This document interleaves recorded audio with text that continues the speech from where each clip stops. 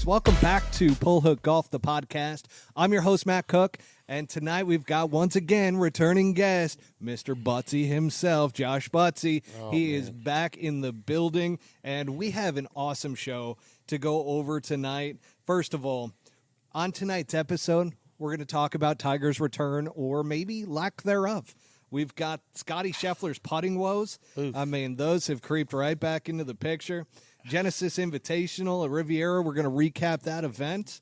There is a special gentleman from our last episode that we talked about that potentially won that one. So we'll be talking about that. Hiya! We've got the upcoming Mexico Open at Vidanta. We've got our Swanee style segment, and then latest in LIV Golf news. I mean, everybody loves LIV Golf, so we're going to dive into that one at the very end. But before we do, I do want to thank our sponsors for this episode. First of all, Swannies. Swannies, I'm wearing it right now. I've got the black quarter zip. This is all Swannies, my friend. And then you told me to do one of these. Show the shoe. Show the fucking shoes. So we've got the... Too cool for school, folks. Look at these things. Yep, the good old Travis Scotts. The fragments. All right, so came back to it. Swannies, just go to swannies.co. Get yourself some gear, man, because, one, you're saving the planet. They recycle. Do you know in their polos they use recycled water bottles in there? I did not know that. We're not only looking good, but we're saving the fucking planet. How about that? Yeah. It's a beautiful thing, folks. So go to swannies.co, use promo code PullHookGolf25 at checkout, and get 25% off your entire order. Now, once again, I did mention we are in Ryder Indoor Golf Center here in North Scottsdale, right by Thompson Peak, McDowell Mountain. I mean, this place is absolutely awesome. You got the graphics behind us. In front of us is the golf simulator, which we're not going to be looking at tonight, but that's okay. And really, folks, I mean, this is a military-owned business, so... And do they know what it is, Maddie? It's kind of a monthly subscription thing, right? Like a gym kind of deal? It is. So you got 24/7 access to this place. All you got to do is go online, book a time, some monthly memberships. And by the way, you can use, once again, that same promo code PullHookGolf25 for $25 off your membership here at Ryder Indoor Golf. There's a PlayStation 5 over here. So if you just want to come chill. You're part of a volatile relationship, like this should be your first place that you go looking because you can hang out here for a long time. No doubt. Yeah. Absolutely no doubt whatsoever. It's a safe place. Safe place. They've got PXG clubs here that you can use. Got all the shafts and everything up on the wall. So, again, Ryder Indoor Golf. Come check it out. This place is phenomenal. What else we got? I mean, shoot. Bust right into it, man. I mean, what's the first order of business here? Where are we at? Well, first order of business. Let me make sure. I believe that we've got... Okay, we're okay. I was making sure that Millions.co was live streaming as well, which we are on Millions.co. That's the other one I got to mention here. And let's get right into Tiger's return. So first... Little shout out to Lance Bennett, who's been a multi-time visitor and special guest on this show. He is now Tiger's caddy, hopefully for this foreseeable future. And he looked great out there as Tiger's caddy. I could only imagine. Imagine this, Buttsy. You get the call. Tiger Woods is on the other end of the line, and he's like, I want you to caddy for me. How nervous would you be at that moment? I would be overcome with shock. I mean, like... And not to get sidetracked, how did it happen? I mean, do we know how he knows Tiger? How did he's on the show? Like, did he talk about anything that might have lent to this happening? I mean, how did this happen? So Bobby Brown, who's been a co-host on this show for a long time, he told me back when Joe LaCava got on the bag. So when that all went down, a bunch of caddies reach out to Steiny, Tiger's agent, and they all kind of throw their name in the hat. They're like, hey, I'd be interested in caddying for Tiger. So then they start to, like, have some conversations. Tiger gets on the phone, talks with you a little bit, and then from there, you basically go through, like, a little mini interview. Sure. And then Tiger decides who's it going to be. Oh, God, I don't even know what I would do if I got that call. I think, I mean... You got the best player who ever lived, arguably. I know there's some people that don't think that, but I do. Yeah, same here. I would freak out, dude. Like, nothing less than freak out, for sure. And I was watching him on Thursday and Friday just to see, like, out at the range when they're showing those clips and Yeah, everything. I'm yeah. like, is he nervous? Like, and I'm like waiting to see like a shake of the hand, kind of like he was out drinking all night and then he's got the shakes Yep, the next day. yep. I could see that like happening, but nothing. He was cool as a cucumber, and he got some new SDR gear, Sunday Red. Oh, which boy. it looked Tiger's new pretty clothes. good on him. Looked pretty good. It did actually look good. I know there was some hate on the logo, and we'll get into that later. But yeah, they look sharp. Yeah. So I think it actually looks better on TV than it does like when they were showing close-ups of the clothing Samples and of stuff. it. Exactly. Yeah, for sure. And it looks good on Tiger. So No you got question. that going for you. Now, as we talk about Tiger's return, it did not last all that long because he withdrew on Friday. But before the withdrawal on Friday, there was a nice little "shank you very much" on Thursday. Pow pow. And that shot got a little hosel action. Did he get up and down? He did not. Almost. Almost. Almost got it up and down. He almost got it up and Way down. down Because on he the would have right. shot even Shit. par if he did. Okay. And he shot one over. So the big cat hits a shank. I don't know. Like I saw that. I don't think I can remember as far back as watching him in the U.S. Junior Am. If Iced tea's delicious. if golf media has captured him doing that, has that ever happened to him on live TV? I don't think so. believe outside of I don't think the he shanked one. remember the shot that he hit. I want to say it was a President's Cup or a Ryder Cup where he smoked the cameraman. Fine. Yeah. Not a cold-blooded, Not like, not a Chinese cold-blooded. chip out. Yeah, that one hard right, Mm-hmm. hits the tree, comes down, and then he hits this miraculous shot. Yep. That ends up being about 15, 20 feet. Fantastic work out of him. Mm-hmm. So, yeah, I mean, Tiger, he looked healthy, though. He did. I don't think I don't think he withdrew because he was tired or his body wasn't holding up or there was his back seizing up or whatever 10,000 ailments he's gone through in his career. I don't think it was attributed to any one of those. Like he was just sick. Yeah, his walk looked good. Looked great. So I think there's a lot of positives to take from Tiger's return. For sure. However, then Friday comes around, and, the one thing that I was thinking of, because everybody, including myself, gave the LIV guys a hard time when they were down in Mayakoba and they all got the shits. So, like Richard Bland and like a bunch of guys Could down there, happen they to got anybody. food poisoning. Yeah. So, Tiger, what I was expecting was the fact that the LIV Golf like accounts and everything were going to go nuts on Tiger for not getting through that when you got a guy like Richard Bland. But the one thing that I will say is Richard Bland, he loves the booze, so he's dealt with the shits a lot. I Yeah. feel like he's a guy that Yes. he knows, okay, this is the medication I need to take, Mm-hmm. and I will be able to get through the day. You combine a little third world country food with a little bit of some high octane action, you're gonna have a bad night for sure. There's no question. Not good, yeah. So Not good. Tiger did not get through his flu-like symptoms. There was some speculation around, does he really have the flu? What's going on? Did he crap himself while he was out Was there? it the I don't In-N-Out know. burger? You saw the post of the guy staring at him from In-N-Out. Looked like he spiked his cheeseburger. I don't think so. That guy looked sketched, though. He the did. look that he was giving him, He did. he's like, I got you. And it wasn't like there was a lot of angles of that look. Like he looked like he knew something. So who knows? Wiped a little something bad on a fresh burger. Double coming up. It's Tigers. Might have been bad. We don't know. Maybe got pissed off that Tiger didn't want pickles. Tiger threw away the pickles. He could have been a big champion of the pickle. Yeah. for I sure. mean, some guys are just pickle guys. So he's got that going for him, which is Could have nice. been a pickle guy. Got mad. Yeah, could have gotten Fuck mad. Tiger Woods. Thrown a little bit of what was in Wedding Crashers? That was the God. the saline solution for your eyes. Yes. Yeah, you just pour a little bit of that in there. You're gonna be done. Straight Bradley to the Cooper rafters. style, right there. Yeah, you need- Straight to the toilet.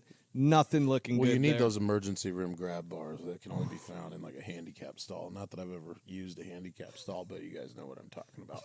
Little relief, a little help. just a little bit. Hang on to the deck. Yeah, so Tiger goes out on the cart. They had to pick him up. They had to take him in. And then there was a lot of drama about the ambulance situation. The ambulance. You hate to see it. You hate to see an ambulance that has to come to provide an IV. But, when you're Tiger Woods, like, when did people start frowning upon, like, being able to pull something like that. I couldn't call up an ambulance, have them show up, give me an IV, and then with you, be man. good. It like, what do I have at my disposal as the king of golf? Yeah. Look, I'm not feeling great. Let's get an IV on site by the time my cart rolls off the side of this golf course. Why wouldn't you do that? You would. If you had the access to it. Yeah, I'm doing it. I don't feel good. Let's get rid of this as quick as possible. I want to go to dinner tonight. Not my event. Let's get an IV and get out of here. I mean, but I think people thought he was dying or something. Oh, my God. They're like, the ambulance has showed up. Oh, Tiger's dying. You got Dave Rappaport out there. I'm watching the ambulance. I'm live watching the ambulance. We don't know what's going on, but our best friend Tiger is injured. Did anybody get a shot of him? Did we have any quick jaunts to any localized porta-john out there? I don't think anybody got any footage of that. So we don't know that he was really. And everybody knows that's why John Rahm left the PGA Tour, because there wasn't enough porta potties out there. LIV Golf promised him porta potty on every hole. Well, the last event he played on tour, and a lot of people don't know this. If you look, his pants are a little spongy. It's because he's wearing a diaper. He actually wore a diaper on the last couple rounds. Didn't want to deal with that situation again. Just kidding. That's not factual. But yeah, we might need to fact check that one. Not factual. My apologies. Not positive. That's true. It might not be false. You never know. So, Tiger. Sounds like he's got the Players' Championship is next on his radar. I heard some people talking about that he should go and play the Cognizant, which is the old Honda down in Florida. So just to get some reps in. Yeah. I don't know. What do you think? Man, I think people like you have all the modern day people and a lot of new people that have found the game that don't understand the brilliance that is Tiger Woods. If you watched from the beginning and you're one of these devout followers, you realize that this is not new for Tiger. Tiger has been shitting on little events. He's a guy that picks the majors. He plays a couple of really important warm-up events that fit his game that he plays well at, and that's always been kind of the design of his career. All right, I'm going to play some courses I like that fit my shot shape. Might win a tour event in the meantime, but we're getting ready for the majors. To back out of, not that Riv's a little event, but it's Tiger Woods. We're this late in the career. He backed out. Who gives a shit? Yeah, he's not Richard Bland out there. He's not struggling. He's not worried about money. No. Hey, things aren't perfect. Let's get out of here. Let's go to the next one. And then something else that's just drama coming out of Riviera this week, which was Scottie Scheffler's putting woes. Scottie Scheffler, I've been saying it for months and months. People, you might recall a social media post I did to where I called him a choke artist because I'm like, did you? I did. Okay. I had when you see it, you have to call it out. And I felt really bad about it because Scottie Scheffler's such a nice guy. Yeah. It's kind of like when I shit on Peter Malnati. I felt terrible about that too. But that's to say that Scottie Scheffler, all of a sudden, it's gone from pressure situations with the putter to now it's just filling every round. It's not good. You wonder how that happens to a guy of that caliber, right? Like every other part of the golf game is up to par and then some. I mean, what is he, number one tee to green? Yeah, right? And he's won several times on tour. He won the Masters. I believe he's the only person that's ever won the Masters with a 4-putt on the last hole. But he's had to make some putts. But he's not a bad putter. That's the thing. That is the misconception that's going on. He's missing putts. He's not a bad putt. If you look at his stroke, and he did a lot of work over the winter with one of the top putting instructors. Gosh, I'm blanking on the name. That's okay. But he did a ton of work with him, and really his stroke looks good. Yeah. It's just more mental than anything, and that's where I've been saying he needs a mental performance coach, somebody that can help him kind of rework the confidence and the comfortability in his putting stroke. Yeah. You ever work with somebody like that? I've never worked with a putting coach, but I do know this is going to sound so mundane, but when I think I'm going to make putts, I make putts. And when I don't think I'm going to make putts, there's no amount of practice from 5 feet. I mean, look, it's a putting stroke. It goes like this. At that level of the game, you probably got a pretty nice fucking putting stroke. So there's something else going on. It's not a physical problem, right? Yeah. It's definitely mental. It's up here. Yeah. 6 inches, depending on the size of his head. Well, okay, that got me. Yeah, Okay. there you go. No, 100%. Right in between the ears, folks. That's the problem. And I just think that if they added a performance coach to that team, because you got Teddy out there, he's a great motivator, great speaker. Like, I feel like he's in Scottie's ear. Yeah. And even to the point to where, like, Scottie at times, I've seen him get frustrated with Teddy. But it's like, man, if you added somebody off the course that can work with you from, like, a sports psychology standpoint, rebuild that confidence mentally, I think he would be in great shape moving forward. Agree. And then the other one that's going under the radar, though. Who? Tony Finau. Where's Finau at? I mean, I Finau. guess I didn't do my homework here. Like, where He's are we not at? putting well at all. It was not in the notes, and I apologize, but it just hit me because I saw something before coming out here to where I'm like, man, Tony is really struggling because his strokes gained approach is solid, long game solid, but he's just not putting well. Tee to green, like putting the golf ball where he wants it, putting it in scoring position. He's doing all those things and just not going in the hole. Not going in the hole. That makes it tough. It really does, and that's where we kind of move into the next part of our show, which is the Genesis Invitational at Riviera recap. So first off, I got to apologize for everybody that was listening last week. I got really excited when I started talking about the grass, and I'm like, because I know the grass Zoysia? well, that's what I was calling it, right? It is Kikuya. So, Oh, darn. and I'm like, oh, what a freaking idiot! Why did you say? But that will And piss the whole people entire off. time it does. Oh, yeah. So it was in the show notes afterwards, or the episode description, both on YouTube and on all the podcast platforms, to where I said correction. It is not Zoysia this week. It is Kikuya. It's Kikuya. And what was crazy, it was immediately after the episode. I'm going back, starting to like put in all the production stuff for the official show, and I'm listening, and all of a sudden I hear myself say Zoysia, and I'm like, that's not right. No, it's Kikuya. Kikuya. What's the difference? Do we know? Yeah. Do we know? Zoysia is great grass, but Kikuya is like a sponge. Got it. And one of the things that I did notice that out of Riviera was that it wasn't as thick as it normally is around the greens, because normally if you try to hit a bump and run or something that lands in the fringe, it just pops straight up and straight down. It's like a sponge. Yep. So this week you could actually, I saw some chip shots that were like actually getting one hop and scoot. jumping a little bit. So that was interesting to see. And I noticed it was cut down a little bit more. But this was a signature event with a limited field, and there was a cut after the 36 holes, which was a little disappointing to see.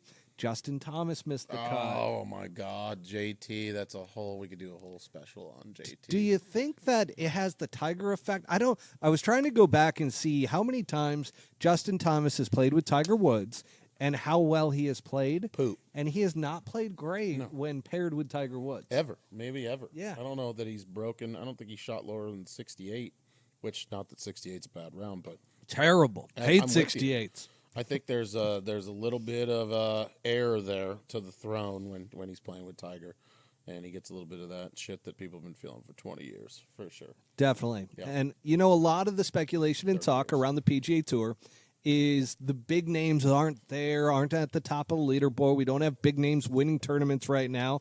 And that led to Jordan Spieth getting DQ'd this week. Scorecard. Which another one. Goddamn score. What's your take on the scorecard? Do you think they should exist? Dude, I do. It's like, it's one of those things. It's part of the game.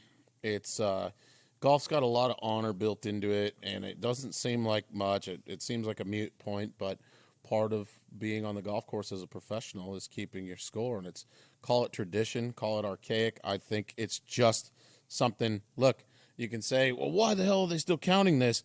Well, come back this way.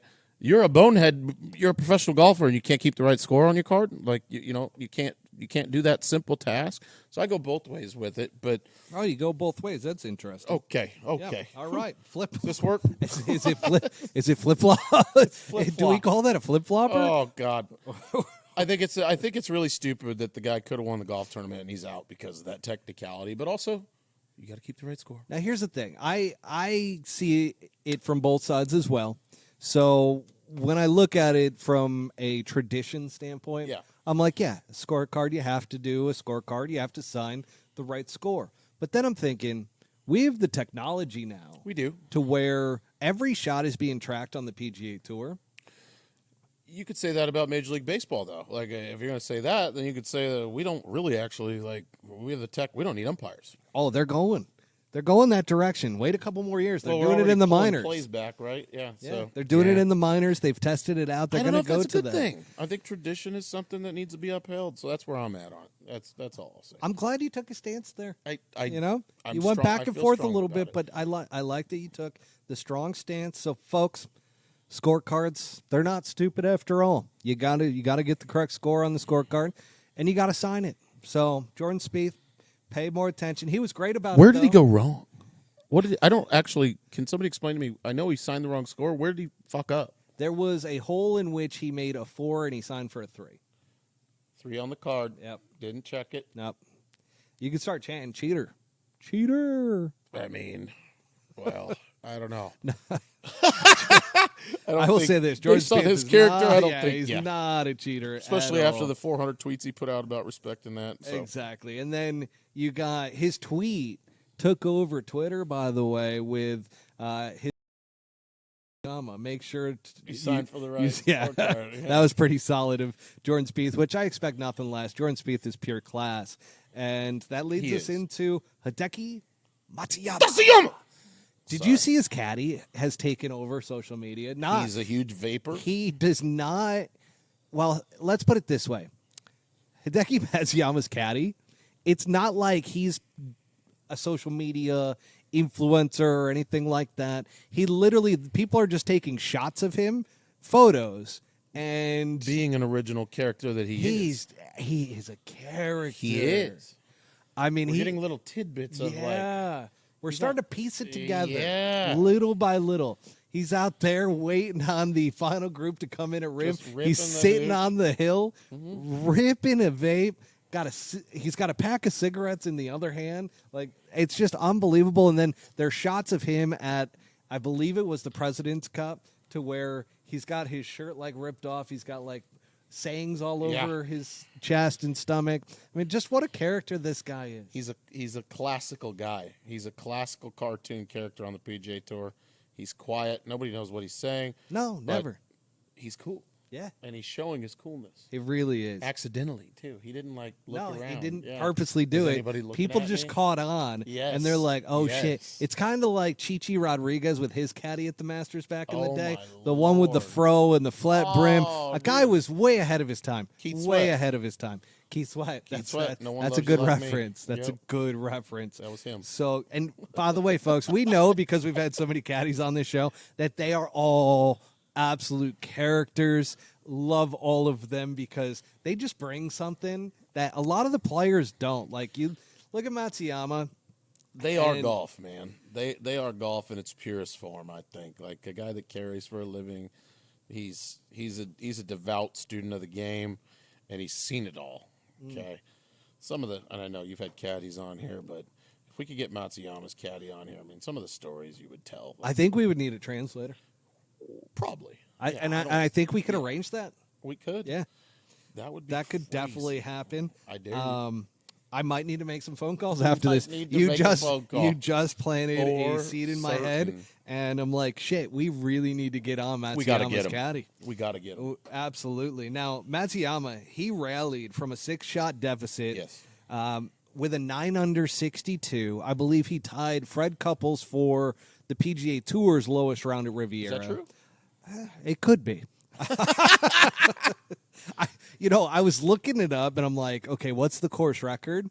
Because they said it on the broadcast that he tied Fred Couples 62 at Riviera, which was the low. And I'm like, and they kind of started, I can't remember exactly if they said course record or not, but it tied Fred Couples for the lowest round on the PGA Tour. Let's put it that way. Bold. At Riviera. So, bold statement. Fact check me. I feel strong about what I heard. Now, However, I couldn't find any He evidence. crossed KJ Choi, right? Yeah. He beat KJ Choi's record, most winningest Japanese player? Asian player. Yeah. No, I think Asian player. Oh, just Asian. Okay. Well, What is so Choi? KJ Choi. Was he I think he was Korean. Yeah, I think I he could is be Korean. wrong. He is Korean. I could be wrong. Yeah. But Okay. most winningest Asian. non-U.S. born Asian player. I think now he has the record. Wow. Yeah, I could be How wrong. about that? I could be wrong. No, I love that. We're just throwing out some things. We're just that making up. We man. don't really know if that's real or not. Go. But No, I think do it is. really like. No, I think it is too. And by the way, I think the Fred Couples thing was real as well. So we got something here now. As we talk about Matsuyama, what I love is that he looked like he was just in the zone, couldn't be beat, hit every shot he needed to, and then after the round, did you catch that interview with him? I did not. So he sat there and he's like, "It could have been better."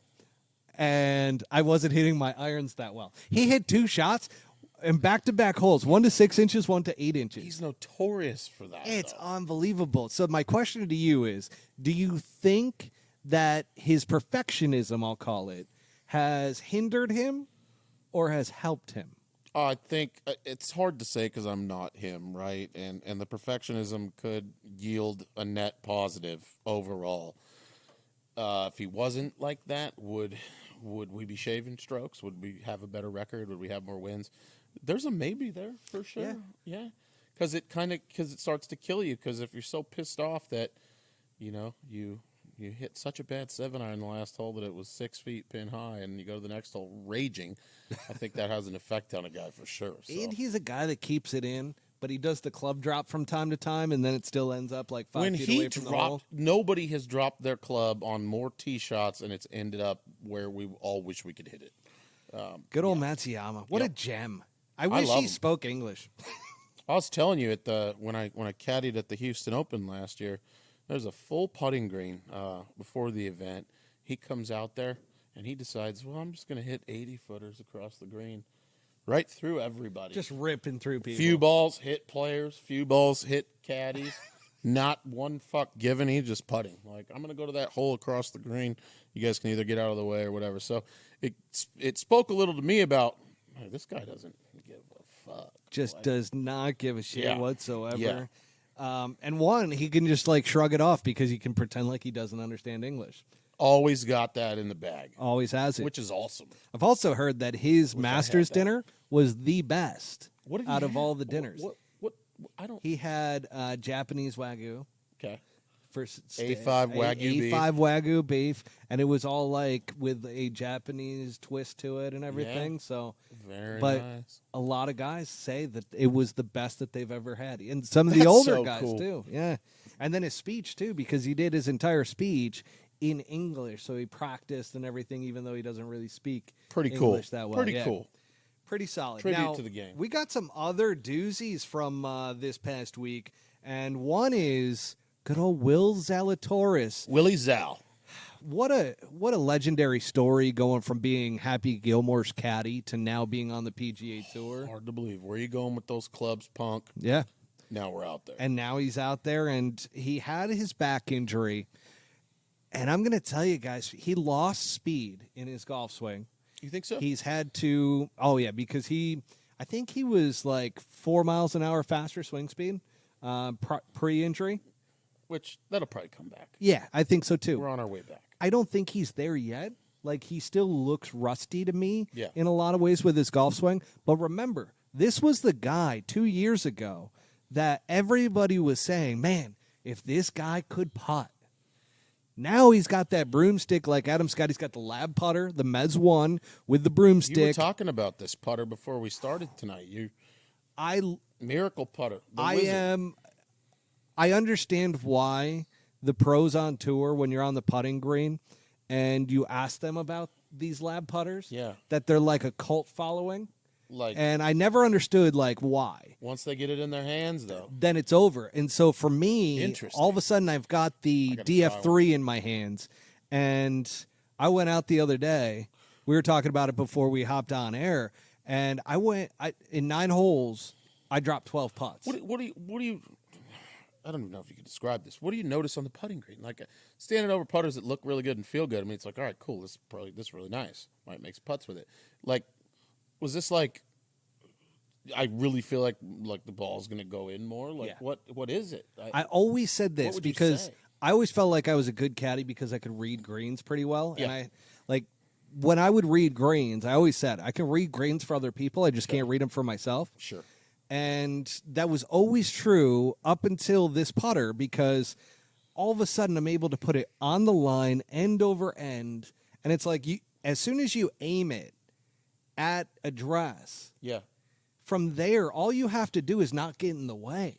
Just roll it. Yeah, just allow because the face stays square to your path. So you could pull it to the inside and have an inside path, but the face actually stays square to the path. Just an anti-yip cannon. Yeah. Like you can't fuck it up. Not a lot going on here. This thing just goes square. And what's crazy is, like, I went in and got my irons. I got all the lie angles adjusted. Yeah. Okay? So they get out of whack over a period of time. And pros, I was actually watching the TaylorMade guy from the van talking about this, that the pros get them redone every single week. What's that? The lie angles for all their clubs. Oh, yeah, because for sure. they can get off from week to week. Yeah, for sure. So I go down, get those all adjusted. And what's funny is the guy who's doing it, he had been on tour vans in the past. And shout out to Second Swing Golf here in Scottsdale. He ends up going through, and he's like, wow, you're really sensitive to the lie angle of your irons. Okay. And I'm like, interesting. Because within a half a degree, he knows. I'd either hit flush shots or I would start to struggle with it. And he's just like, holy shit. He's like, yeah, you're really sensitive hands-wise with what your lie angle is, which makes sense because as soon as I put a Lab Golf putter in my hands, I could stroke it, and it didn't feel like I had to manipulate it at all with my hands. Every putter that I've ever had, I never knew that was torque that was going on. As soon as you pull it back, the face is trying to do rotation, something. Yeah. Where with this, it just stays perfectly square. But it it's still has unreal. a nice smooth feel to it. Not only that, but the putter is soft. So it's like CNC milled aluminum, and it's just nice and soft. And I've never seen a putt roll so pure. And everybody in my group was like, wait a second, you just got that?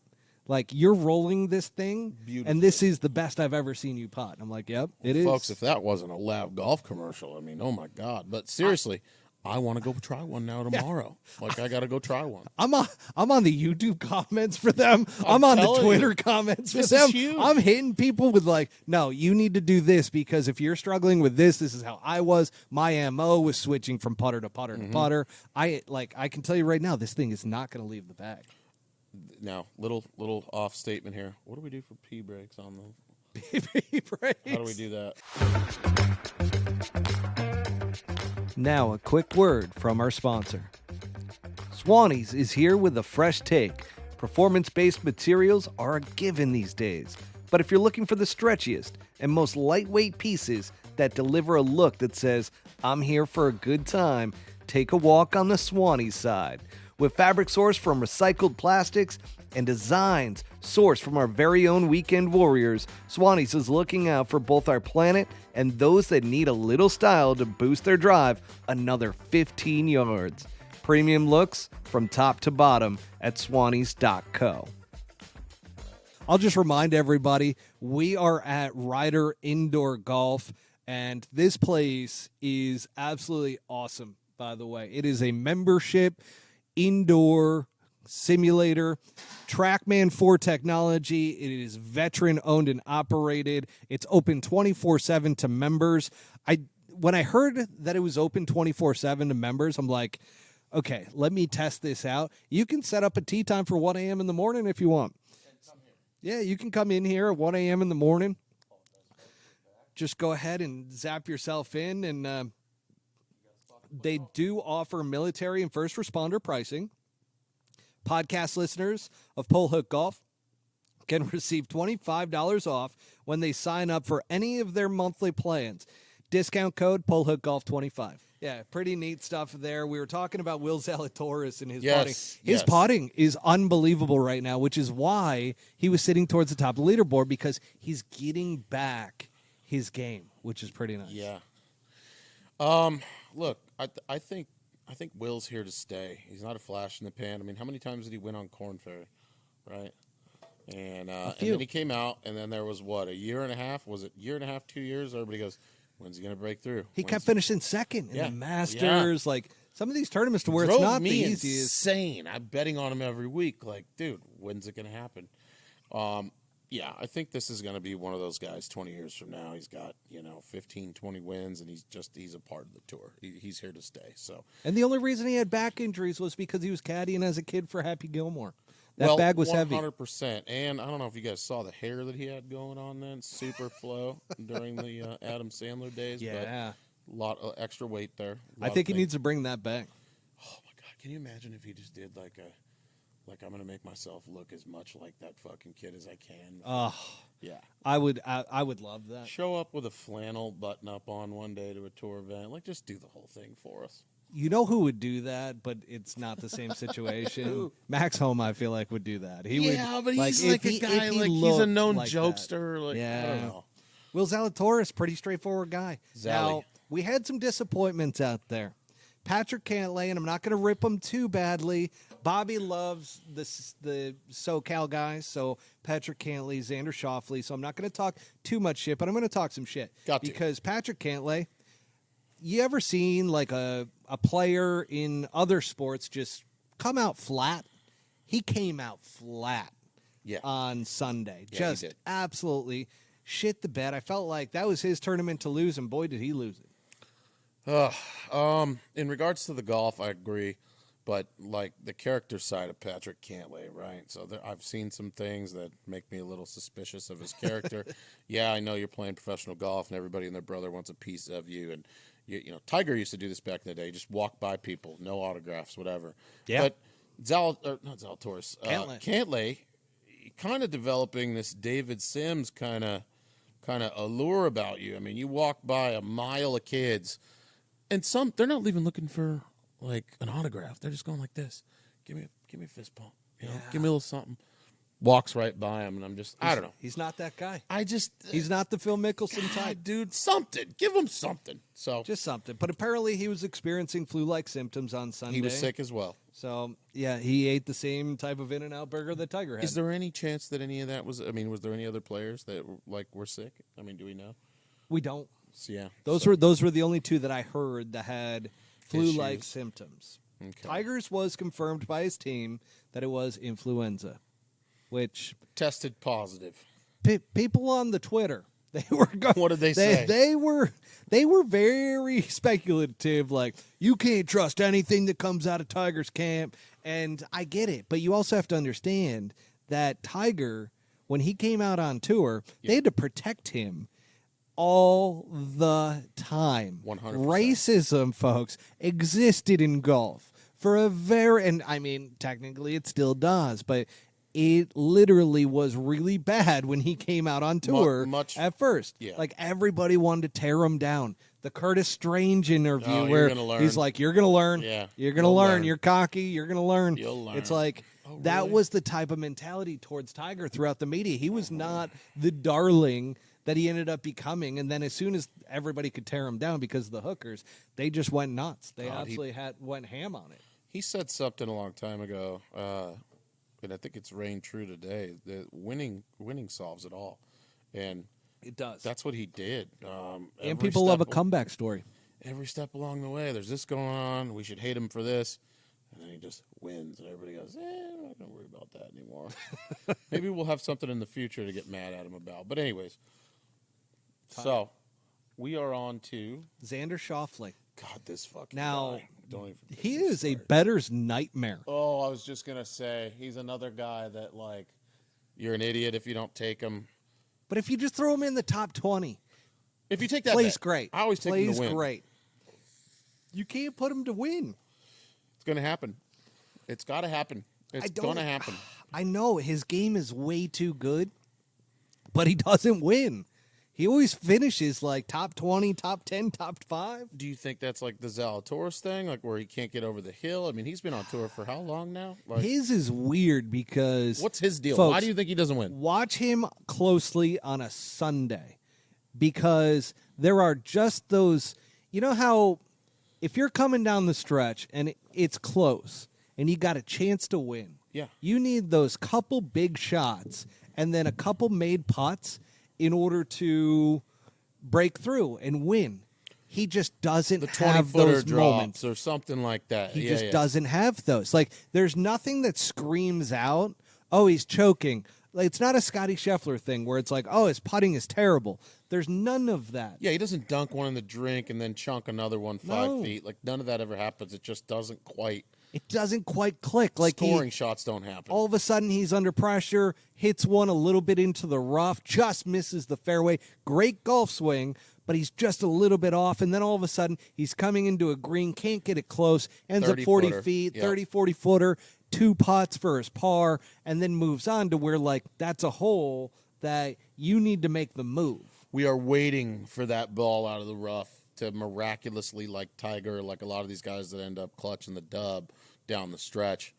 You know, the camera pans in and it does land a foot from the hole. And he's got to kick in somehow from a real shitty lie on 16, 17, or 18, and he clutches the dub. That hasn't happened yet. I love the clutches the Well, dub. like, you know what I mean, though? Like that's not You're happening spot for on. him. It really isn't. And listen, he should I stop. keep thinking it's going to happen. He should stop drinking coffee because coffee's for closers. Coffee is for closers. It's not for him. All right, we're on the decaf here. Yeah. Okay, there, Xandra.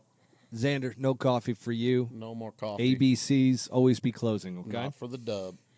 Yeah, I just don't think he's a great closer. He doesn't have that killer instinct. Part of it to me is that he's so disciplined with everything that he does that it's like he's got his system and he just follows that system. This is actually my problem with S.H. Kim as well, which I love S.H. Kim. Bobby caddied for him. I was out there at the Shriners, walked with him throughout a practice round. Side by side, I was holding his Foresight GC quad, the whole 9 yards. Very planned. And I'm just like... You watch him in a practice round and you go, how does this guy not win every single week? Right. His swing is flawless.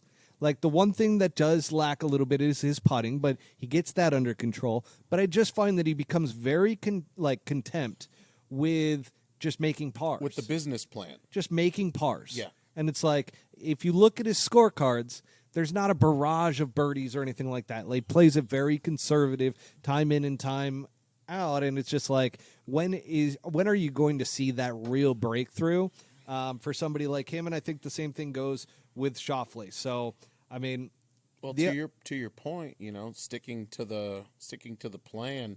I think there is a plan, and I think that there's a lot of guys on the PGA Tour, and people don't realize this, that you know, winning is great, but first and foremost, they're there to maximize the business plan and find a way to be consistent and efficient and stay out there and play for a long time and make their checks. And for a lot of guys, it just is a flat-out business, and that's what they're doing. And like you said, they never step back. They never take a risk. Like, you know, they're 240. All right, let's fucking hit it over the water to the back right flag.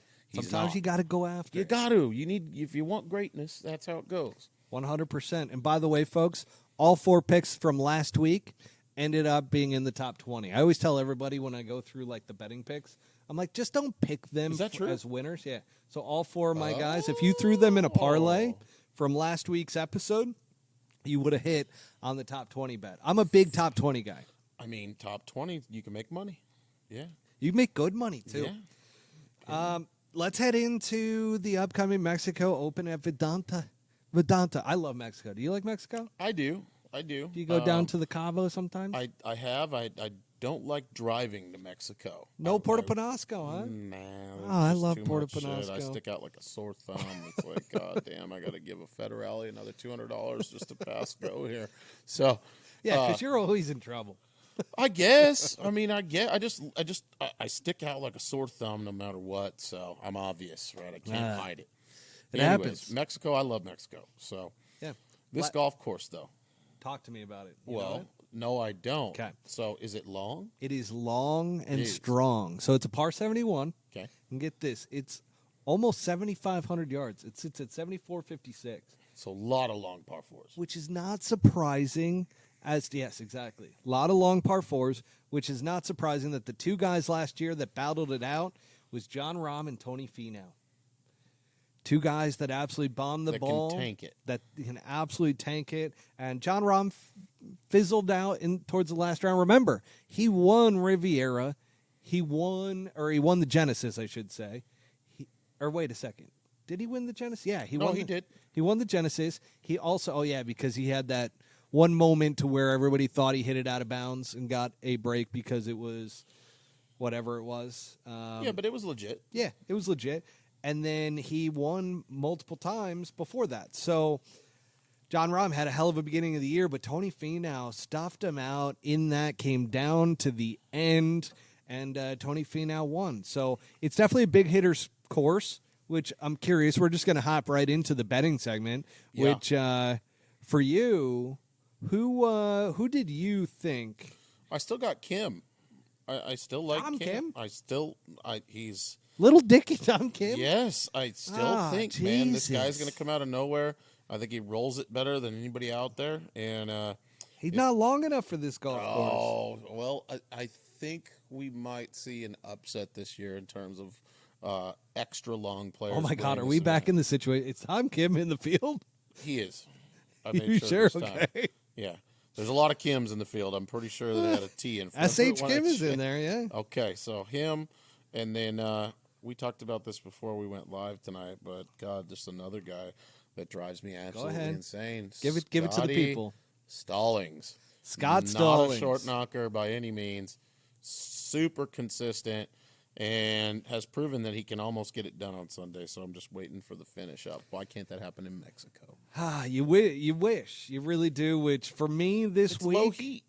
the obvious one is Tony Finau going back-to-back. I don't think anybody who's going to be out there has the level of play or game that Tony Finau has. But I will also say that my dark horse, which I don't know if it's necessarily a dark horse, but Taylor Pendrith. Ooh. This guy murders the golf ball, has been playing pretty well, and I just feel like this tournament has the makings, because it doesn't have so many big names out there this week, that it has the makings for like a guy winning for the first time. Chance for a new podium, Yep. for sure. Yeah, you're probably right about that. So I like Taylor Pendrith this week. Any weather expected? Do we know? It's Mexico, man. It's going to be beautiful. Yep.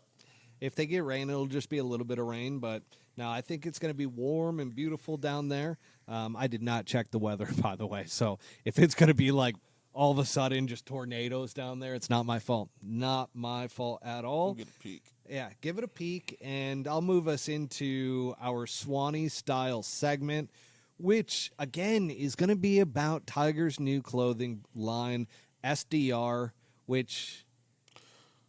Sunday Red. SDR, to me, I was in phone sales, like, out of college. I know where you're going. And a good old sales development rep, like, that was always, to me, like, as soon as they came out with SDR, I'm like, oh, the sales development reps have a brand. Yes. Like, perfect. 3 syllables here. Yeah. I mean, everything you want. Oh, my God. We're a part of SDR. SDR, man. And there is a lot of criticism that has been talked about on social media, especially with the logo. Are you a fan of the logo, or do you think they should have gone with the fist pump silhouette? I mean, look, here's what I think. I think that anything less than the T-dub that we've been accustomed to for the last 30 years is going to be tough to break no matter what it was. It doesn't matter what you put up. It's not that. Yeah. It's not Nike. It's not synonymous with the last $40,000 worth of polos that a lot of us have purchased on behalf of that. So any change in the logo is going to be a little weird, but the quality of the product, I think, is very on par with what Nike was making for him, making an elite brand. The stuff we used to go to the PGA Superstore, this stuff costs way more. It's Tiger Woods brand. This, I think, probably speaks to that. It's the shoes especially look really cool. Yeah, I'm good with it. I think that... Do we know who's making it? Do we know? Yeah, so it's through TaylorMade, Okay. but they have... TaylorMade doesn't make clothes. So they have a couple people from TaylorMade that have, like, joined Tiger in this brand. Yeah. So it's actually its own business entity, apparently, through TaylorMade. And does this end up being like golf's version of a Jordan brand? Yes. Is that what we're going for? Yeah. And, okay, so next up, are you going to see other players get signed by Sunday Red? Little too early on, but I could see it down the road. You know what I mean? Like, Yeah, are other guys going to 100%. start wearing that? Okay. And here's the cool thing is, like, that logo, and I get why they went with that logo versus, like, the Tiger silhouette, because there's 15 Tiger stripes on there for the 15 majors that Tiger's won. Which is cool. Which, if he ends up getting to 16 or 17, apparently they're going to add additional stripes, which is pretty dope. Like, yes, I get it. It looks a lot like the Schlesinger, like Panther or whatever the hell it was that was there. But when you look at it from a distance, and especially on TV, it looks pretty cool. It does. Like, I don't have an issue with it whatsoever, and I think even beyond Tiger, Lance actually looked pretty damn good in the SDR stuff. The sweater, the cashmere sweater, for sure, that was pretty solid. So I might be. It's high end stuff. I think it's high end stuff. Just a matter of time. It's just new. That's all. And I love that people are just like, oh, it's very plain. I'm like, look at what Tiger has worn throughout his entire career. Now, nothing has been like super out there. There is a thing, and I don't know, maybe edit this out later, but if you turn the Tiger right side up, like it's standing on its hind legs, it's one of the stripes, one of the bones, if you will, and it comes out, and it's right there in the dorsal area. Yeah. It's just, it kind of looks like maybe he threw that in there as like just a little. Thank you very much. Okay. All right, hashtag Denny's, right? Like, no, Perkins, sorry. But it's there. There's a very big stripe. Perkins is classy. Yeah. Classy. Sorry. Classy establishment. You know what I'm talking about. Yeah. There's a special bone in the logo, and I don't know if it was intentional. I think that wraps up the Swanee style segment. Sorry. I had to say something. I mean, that's a door closer on that segment if I've ever heard. I apologize. I just don't think there's anything I can top to say beyond that. Yep. So let's move into BDR. The good old LIV Golf with the latest LIV Golf news, which is my favorite part of this show. What is the latest LIV Golf news? That's where I kind of find myself. It is Greg Norman stomping around like World this Golf is going to ranking. piss people off that are LIV Golf fans, and I'm sorry, but Greg Norman does this to himself, okay? Greg Norman, he walks down the beach and talk about appendages. Woo! Jesus, that guy. Now, absolute Greg Norman, baby one arm. of the best golfers he was number one for a long time, great, and he's sitting there complaining like a little rich kid that he's created this new toy that deserves to break the rules and to all of a sudden receive official World Golf Rankings points. So he's on Instagram just bitching and moaning about the fact that he shows the his names. players aren't getting there. And I get it, right? I do too. Of course, we all know that the people that he's talking about probably deserve to be ranked with the best players in the world. 100%. They've proven themselves for most of those guys 20 years. But they're some of the best players in the world. But you made a decision. That's to the point. Go to a place where you know these don't exist. That's why I can't agree with some of these people on social media where they're just like, official World Golf Rankings are corrupt. They're blah, blah, blah. They're this, they're that. It's just they have a criteria, which I love, by the way, because official World Golf Rankings used to have it right on their main page as to their criteria. Now it's kind of tucked in their FAQs, which I understand because the PGA Tour has some tournaments that don't that are no cuts and stuff like that. Sure. But the majority of the tournaments, in order to be eligible for official World Golf Rankings, have to be 72 holes, and there needs to be a 36-hole cut. That is what is the criteria for the official World Golf Rankings. And, yes, there's exceptions to it. The board can make exceptions, but they're not making exceptions for LIV. So I'm just going to put out a PSA. You ready for this? I want to hear it because, Good old public service announcement for those just losing their goddamn minds out there. Because there's people on Twitter that just absolutely lose their absolute mental capacity because of this official World Golf Rankings. They really do. Just let it go, man, because here's the thing. These players knew coming into signing that they were not going to get official World Golf Rankings. They got a shit ton of money. A lot of them can still go and play on the Asian Tour and so forth in order to qualify, which McCullough just did. Good old David Pugh. Is that how you say it, or Pew? Anyways. I used to call him Puig, and then I realized through the LIV broadcast that it's Pug. Pug. It's just a little Pug. It's Pug. I dropped a Pug earlier. Dropped a little Pug off earlier. Little Pug. Truck stop Pug. But he just won the Malaysian Open. So he's now in, I believe, into the the Open Championship, if I'm not mistaken. Hang on. I should have it here. Jesus Christ, why is this not in here? So he ends up getting into one of the major tournaments. He's not in all of them, not in yet, but that's a way to play yourself in. And a lot of these guys, like, I get it. Like, you want the best players to be in the majors and everything. Just drop it, because guess what? Yes, anybody who's sitting there saying that the PGA Tour is in cahoots with the official World Golf Rankings, who has made the official World Golf Rankings an entity, really? This is what I was going to say, is Greg is already, like, won. Like, you don't need the ranking. You can already say that everybody's on board with the fact that the ranking is now so skewed because we got 30 guys over here that aren't a part of it anymore, that we know we're at the top of it when they were over here. So by default, the whole thing is fucked. Like, we already know it's not a real representation of the best players in the world. LIV doesn't get points for it. Okay, boo-hoo. But, like, if anything, you already won. You already cheapened the world golf ranking, because now it doesn't include your players. Don't bitch about it not including your players.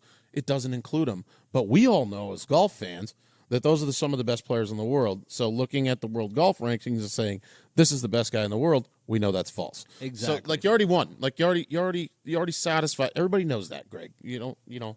Yeah.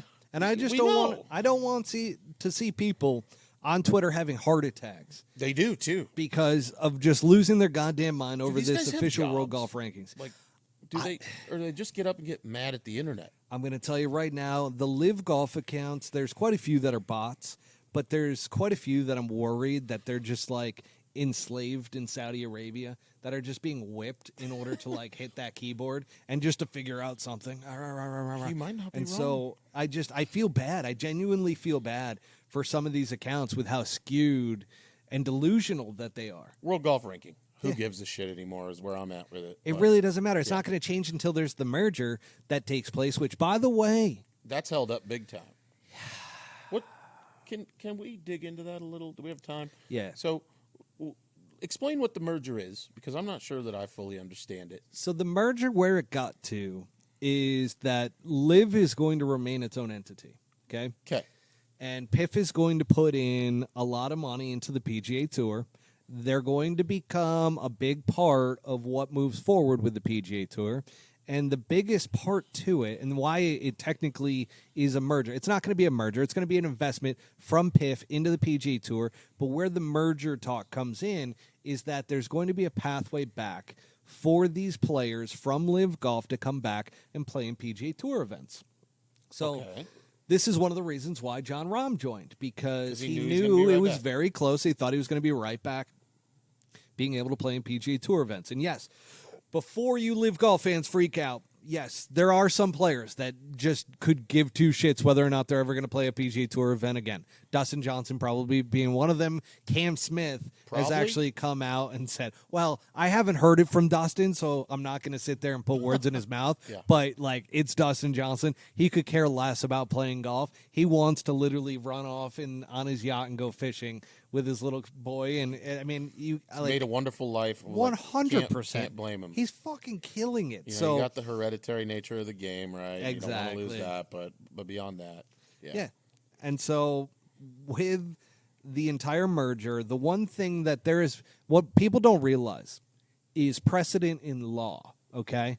And there's been precedent that has been created when Bernd Weisberger returned to the DP World Tour. LIV Golf paid the DP World Tour $1.9 million in fines in order for him to be reinstated. So a lot of people don't realize this. But LIV paid it? LIV paid it. Oh. So they paid $1.9 million to the DP World Tour, and this is per the Telegraph, which normally the Telegraph is pretty spot on with this stuff. Yeah.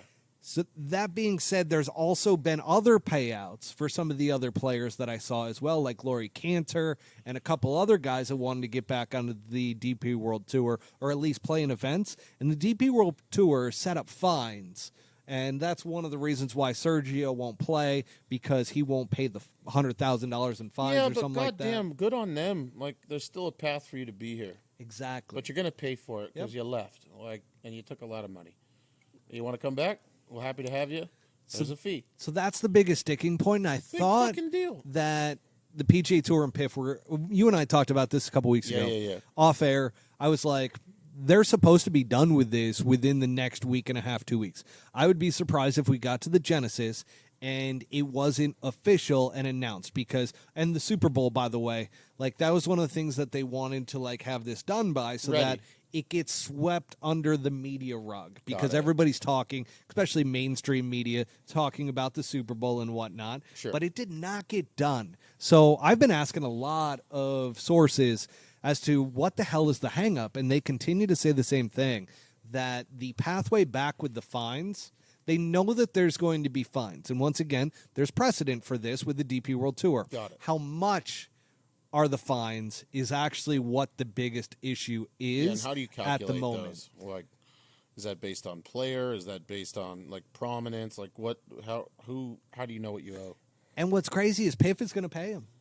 Of course they are. So, like, that's the other thing. Like, it's not going to come out of the players' pockets. It's going to come out of PIF. So, PIF is thinking, okay, we're going to give you, let's call it $3 more billion to put into this PGA Tour Enterprises. Right.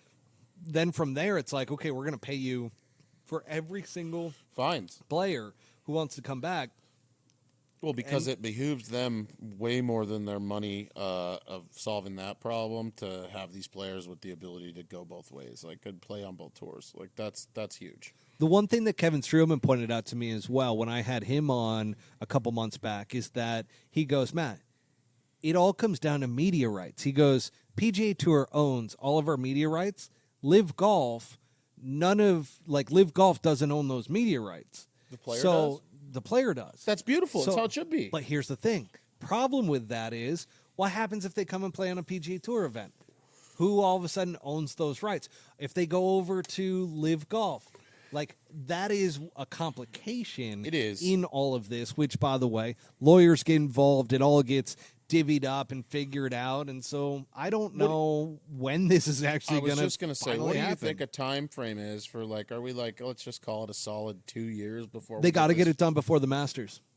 So we're going to have some sort of reintegration by then, you think? Yep, 100%, because PIF, Greg Norman, they are hell-bent on making sure that their players who should be eligible and invited to the Masters will be a part of it. Well, you know what? Good on LIV, because they were a flash in the pan for a second there, and everybody on the internet thought that this thing wasn't sustainable. And I'm not saying I'm like the biggest LIV fan ever. I think it's cool that it's disruptive, and I think that anybody that knows anything about the PGA Tour would probably agree with that. Like, there's a lot that needed to change. LIV being the catalyst for change, and what you're going to end up with on the end game is a better product for the viewer, because that's what everybody's been bitching about. Yeah, like, how does this involve it's a me? great product. Like, are we going to get back to us? So, I couldn't agree more.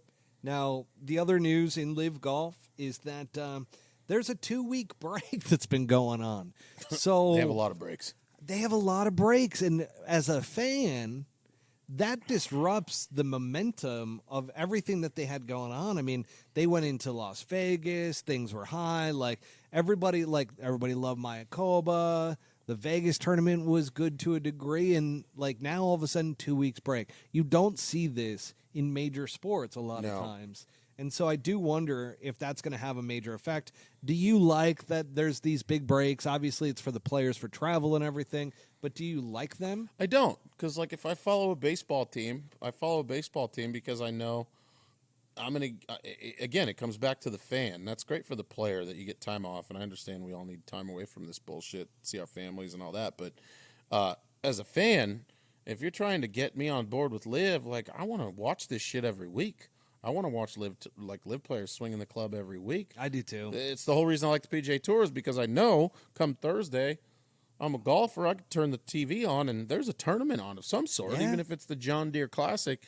It's professional golf being played for a season, for a stipulated season, not, well, we got 6 weeks here in between. Hopefully you catch LIV here on the backside. They got to change that. Got to change it. And I think it'll happen, just like with the broadcast, by the way. Like, we're living in this beautiful time to where there's no commercials, and everybody that's a LIV fan is just like, oh, this is the best thing ever. Like, PGA Tour sucks. There's commercials all the time. I'm watching this on the LIV Golf Plus app. There's no commercials at all. And it's like, haha, just wait. Give it just you wait. Give it time. Which, yeah, it's nice right now, and I enjoy it too, but I'm not sitting there, like, bragging about it and saying that it's so much better because of it, because I know long term there's going to be goddamn commercials. They're working towards it. This is not going to get smaller. No. And they're going to need to start creating revenue. Guess how you create revenue? Ads. Marketing. Yes. Ads. Yep. And so that's definitely a big one. And then their next tournament is going to be in Jeddah, Where's that at? Saudi Arabia, which that's the tournament. Okay. Have you ever seen them in Jeddah? No. There's about 25 people on the golf course in total. Well, Like, I it wouldn't think is- there's that many. I mean, I know they're growing it in the Middle East, but I want to say Brooks has won it twice. okay. Brooks, Probably loves it. Brooks Doesn't have to is deal like, with anybody. Yeah. Brooks is like, oh, this is great. Play golf. Nobody's out here. This is like COVID golf out here. So, yeah, they've got Jeddah, and then they've got Hong Kong right after, and then they got another fucking 2-week plus break. Yeah. I just don't like the breaks, man. I bitched about it last year, too, that when they went on I think it was like a 6-week hiatus in the middle of the season, that it was just like, the hell are we doing? Like, who has a break like that? And then actually it was Lance Bennett. Son of a bitch, Lance. You got me on this one. He goes, well, they do a 4-week break in F1. And I'm like, you son of a bitch. Yeah, they do in F1, but people have been used to that for years. Like, and you can kind of gear up to how a guy's doing and how he's going to perform based on that. Like, we're talking about golf, and there was already a precedent laid by the PGA Tour where they play every week, and we can get on a guy that's getting hot. Oh, he's hot. Played the last 2 lives, looks pretty good. Almost won last week. That's a great point, by the way. Like, you know the what I mean? betting aspect to it, you don't know. Because there's trends. Like, yeah. guy's getting hot. He's playing better week in, week out. Ball's starting to fly straight. He figure out his putting. And all of a then sudden he's he got gets a 2-week break. Exactly. And he's out, like, right back to square one. Like, how do we, the the odds makers, how do they do I it? almost went to, like, a Bangkok reference and Do just, it. Like, seriously. getting out there, you know? Same, but different. Oh, God. Yeah, you hate to see it, but, I mean, this is reality, folks. I mean, by the way, little Pat Perez quote, which was they asked him in Vegas, they go, are you going to be hanging around the strip? He goes, I'm going nowhere fucking close to the strip. Yeah. He goes, I'm staying off the strip. Yeah, I'm too old for that shit. Learn my lesson. God knows how much I actually money. appreciated that Oh, from him. well, it's facts. Yep. You know, how old are you? I'm 38. I'm 39. Yeah, same ballpark. 10 years ago, I'd have been like, you know, get us car service. God, where are we going? Let's go. Right. Let's go get as fucked as we possibly can. Shit, I probably still would be that. No, God, no. Put me I'd in be like, front all of right, a let's Keno go. machine and an off-strip. Do you fucking- know when I played on the Butch Harmon Vegas tour, there was a guy, I'm not going to reference his name, but he won quite a bit, and he was always in kind of like the top 10. And I asked him one time, I got paired with him, I was like, what's your secret? He goes, man, I get fucked up. What a secret. And I'm like, that makes sense for in Vegas. He's like, man, watch me on the first tee. Because I was asking him on the driving range. Yeah. He's like, I'm going to be shaking trying to tee this thing up. He goes, just you wait. And sure enough, I sat there and I watched him go to tee it up. And he's sitting there shaking. Yeah. So he wasn't bullshitting me, right? No, a little but then Michael J. Then I'm Fox like, on you the know what? tee. Maybe it'll help me get out of my head. I did it the next tournament. I think I shot 85. I was like, yeah, that's not for me. That's for him, but not for me. So Select few. I get it. It's the John Daly syndrome.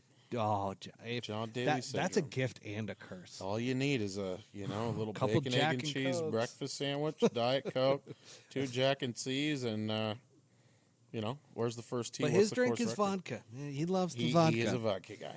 All right, I actually, you know what's funny? The laptop is further away, so I can see we have a question. I just can't see what it is, so I'm going to go up Oh, yeah, there. look at that. So I'm going to ask you a question as I go up there and take a look at that. And by the way, folks, if you're on Twitter, if you're on YouTube, if you're on Millions, go ahead and ask questions. Yeah, feel free. Just Send it. in Twitter. You can just put in the comments. Same thing with there should be a chat box. Make or them something weird. They don't even on have to be YouTube. golf related, Yeah, okay? they don't have to be golf related. You could just throw them in there. But I do see one that I need to go or two, so I'm going to go take a look. Take a peek-see. What do we got there? So yeah, just carry us through this for a second. I'll do my best, and he is headed up. Who is it? Give me a screen name here. On Twitter, and he goes,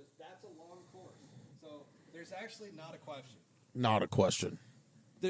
There's no question from Brooks, but he's on Twitter and he said, that's a long course, ! Par 71, 7,500 yards out there at Vidanta in Mexico. And yes, that is a long golf course. A lot of, whoa, what was that?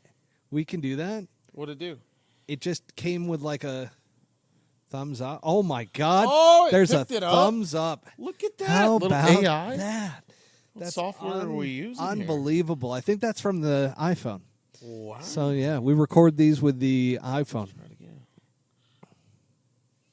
Oh, we love that. Wow. Wow. A couple of monkeys. Fantastic. Yeah. Yay. But if nobody's got any more questions, shoot, I mean, you got anything else you want to chat about real quick? I mean, God, I think we're on the hour and 15 mark. Yeah, closing in. I still like my pick. I think Stallings has a real chance. I've been saying that for 2 years. Stallings. I really. Taylor Pendrith versus Scott Stallings. Wow. Woo! I kind of want Two gems. We'll do a $20 personal bet. Who finishes better, even if they don't make the cut, lower score.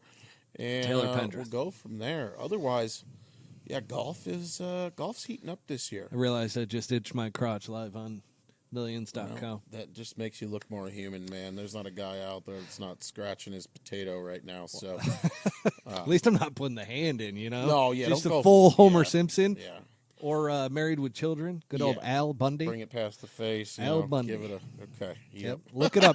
Look it up, kids. For the kids that are like, because we got a demographic that's like in that 25 to 35 ratio. So if you're on the lower side towards the 25-year-old bracket, you're probably going to have to go check out what Married with Children is and Al Bundy. But there's plenty of action there. It's worth it, and I'm surprised they don't have it on Netflix. It. But yeah, the only thing I would say is we're finally getting to that point with LIV and the PGA Tour.